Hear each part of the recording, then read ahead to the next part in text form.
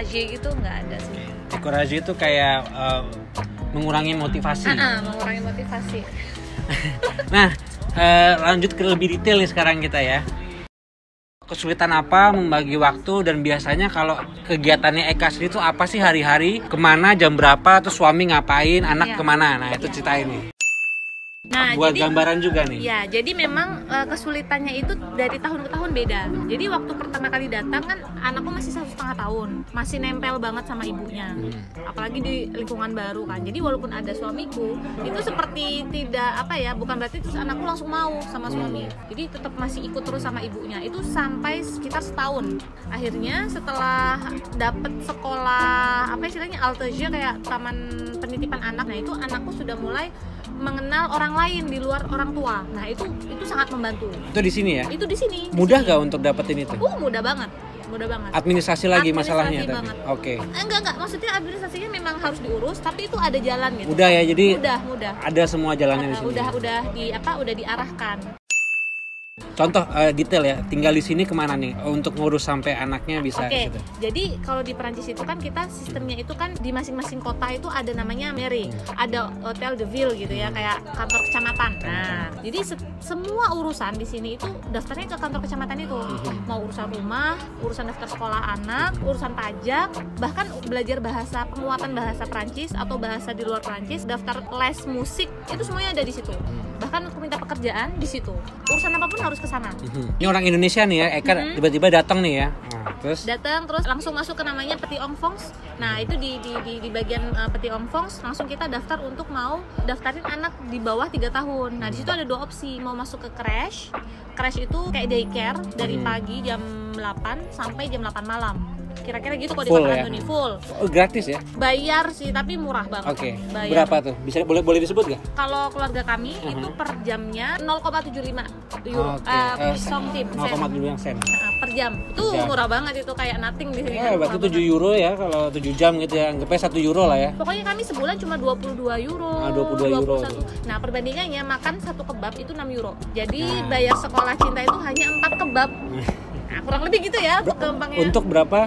1 bulan full. 1 bulan full ya? 1 bulan full. Jadi murah banget pendidikan, jangan khawatir. Nah, terus daftar ke situ. Yang kedua adalah Altaja. Altaja itu sehari cuma 3 jam. Nah, karena suamiku ini di sini ya memang hanya untuk menemaniku dan mengasuh anak. Jadi kalau anak dititipkan di crash, dia akan kesepian juga. Jadi dia di tahun pertama memang minta untuk kita jangan ke crash, tapi ke Altaja aja supaya aku juga bisa sama anak gitu. Ya udah, akhirnya di tahun pertama ke Altaja, dan di situ dia mulai kenal orang lain, jadi udah nggak mbok-mbokan gitu ya bahasanya. Nah, itu jadi mudah bagi waktu. Tapi untuk ngurusnya tadi responnya baik gak? Diterima gak? Atau diterima. Sama imigran gitu kayak anaknya sendiri, si Cinta sendiri sama anak-anak lain juga diterima? Ya, diterima. Di sini kan sangat multikultural ya. Nah, jadi kalau misalkan yang ingin kuliah atau apapun di sini, yang sudah punya anak, jangan takut untuk membawa. Ya. Lalu yang kedua apa ya tadi ya? Yang kedua apa ya? Kesulitan. Bagi waktu tadi ya. Biasanya bangun pagi ya, jam sholat subuh seperti itu. Sebelum anak bangun itu kita cicil dulu, karena setelah anak bangun biasanya agak sulit ya.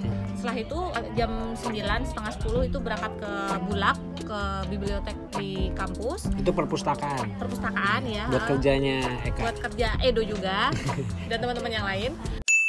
Di sana sampai sore, terus pulang ya udah. Suami gimana tuh suami? Ya, suami di rumah. Jadi suami rumah tangga nih ya? Iya, betul. Bapak rumah tangga. Jadi yang masak siapa? Yang masak suami. Masak suami. Kadang kan gantian juga sih, kalau misalnya dia lagi nggak bisa, aku. Jadi kayak nggak ada pembagian yang kamu harus gini, kamu nggak ada. Jadi siapa yang bisa, siapa yang mau, secara otomatis akan melakukan perannya gitu. Kayak kita saling ngebantu aja gitu. Nggak terus saya di luar, kamu di dalam gitu, nggak. Kadang kan ya saya juga masak. Kadang kan juga misalnya belanja ke Paris, dia yang berangkat gitu. Jadi kita bener-bener pembagiannya nggak kenal gender. Bukan berarti kalau yang masak harus aku atau dia.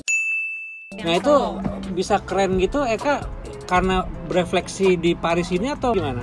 Sebelum dari Perancis sudah begitu sih. Ya, oke. Begitu. Jadi yang bilang orang Indonesia nggak kayak gitu hati-hati nih. Eka bilang di Indonesia pun sekarang udah mulai berubah ya sekarang ya. Sekarang kesadaran gender udah bagus di Indonesia, udah bagus. Udah bagus ya. Untuk generasi kita ya. Suami sendiri apakah habis itu kerja atau apa gitu? Oh, nah masalahnya visa dia nggak bisa kerja. Jadi karena aku visanya student, jadi student itu pada masa itu ya tidak bisa regroupement familial. Jadi tidak bisa mengajak suami di dalam satu kakak gitu. Jadi dia bikin visa sendiri, visanya namanya visitor, pengunjung jangka panjang gitu, visitor long séjour. Konsekuensinya apa? Konsekuensinya dia tidak dapat jatah kerja, dia tidak boleh kerja. Jadi dia di sini betul-betul shokupe dongfong gitu, benar-benar menjaga anak. Nah ini karena tadi udah detail banget nih, balik kita harus tanya nih hiburan nih. Ini hiburannya apa nih? Eka dan keluarga nih biasanya menghibur diri ya gimana nih? Alhamdulillahnya di sini tuh banyak banget taman ya. Dan alhamdulillah juga ini tuh sekolahnya di Prancis, di Paris gitu kan. Pusat wisata dunia gitu. Jadi rumahnya ada terasnya lagi lihat. Ada terasnya. Jadi kayak nyari hiburan tuh nggak susah gitu. Kita suntuk, tinggal kita ke taman, ada banyak mainan anak-anak, cinta main, aku sama suamiku ngobrol-ngobrol, menikmati suasana. Kadang juga kita ke kafe, ngeteh sambil makan croissant, makan roti. Itu murah dan refreshing dan nggak perlu effort yang terlalu besar gitu. Misalnya harus keluar negeri, harus keluar kota gitu, nggak. Tinggal kita cari taman dekat-dekat sini udah seneng. Tempat favorit apa? Tempat favorit? Tempat favorit kami di sini itu di taman di sini Park Eller, ada taman bermainnya, ada tempat basketnya, ada tempat sepak bola. Pokoknya di sana lengkap banget, ada kuda juga. Oh, Cinta main kuda juga ya? Nggak bisa karena kita nggak bisa punya kuda sendiri. Jadi di situ yang bisa daftar kuda di situ harus punya kuda sendiri. Oke. Pelit juga ya, punya tempat tapi kalau nggak punya kuda nggak boleh main. Iya. Tapi bisa di-share sedikit nih. Kalau punya anak di Paris itu harus dibawa kemana biasanya? Jangan lupa kalau punya anak dibawa ke Disneyland. Disneyland. Tanpa berbayar nih ya.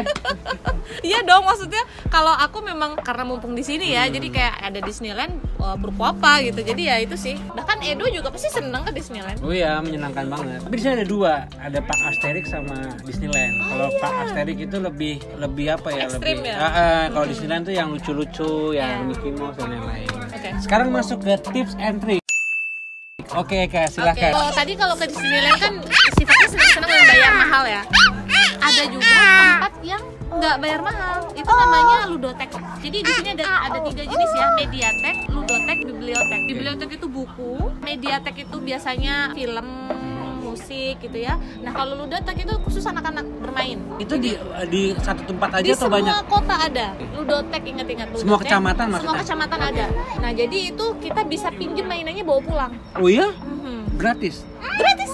Oh, oke. Jadi untuk ibu-ibu atau bapak-bapak muda yang bawa anak sini jangan khawatir, banyak sekali hiburan. Nah kalau buat bapak ibunya sendiri apa biasanya?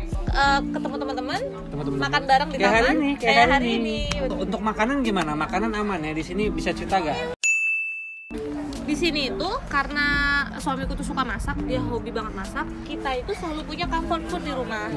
Jadi kita selalu masak makanan Indonesia, makanan Asia. Dan aku juga agak kaget sih, ternyata di Prancis itu untuk cari bahan makanan Asiatik itu sangat mudah. Mudah ya.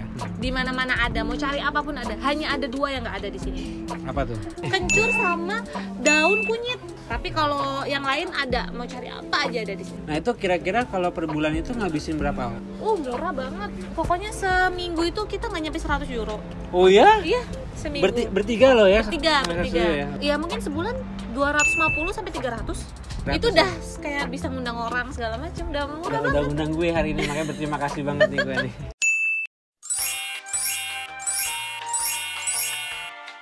Karena yang mahal itu kan makan di luar sebenarnya. Kalau untuk Eka sendiri yang ngerasa paling mahal apa di sini? Yang ngerasa beban pengeluaran yang sewa mahal? Rumah.